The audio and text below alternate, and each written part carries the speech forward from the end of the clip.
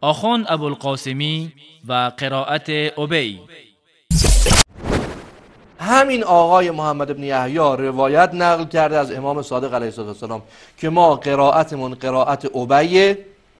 همین آقای محمد بن یحیی روایت نقل کرده از امام صادق علیه السلام که ما قرائتمون قرائت ابی، قرائتمون قرائت عبدالله بن مسعود نیست.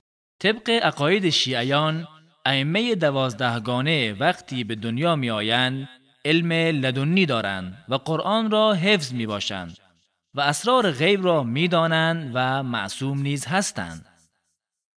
اما این آخوند از امام جعفر صادق نقل می کند که قرائت ما قرائت ابی هست.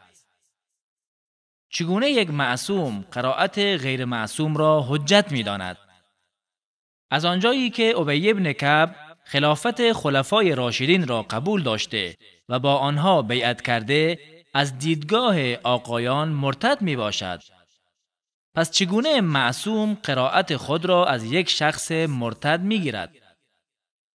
مگر نه این است که ائمه از بدو تولد قرآن را از حفظ می باشند؟ چگونه امام صادق می گوید قرائت ما قرائت ابی هست؟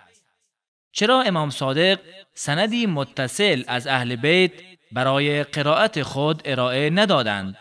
آیا جملات این آخوند کل عقاید شیعیان را به چالش نمی کشد؟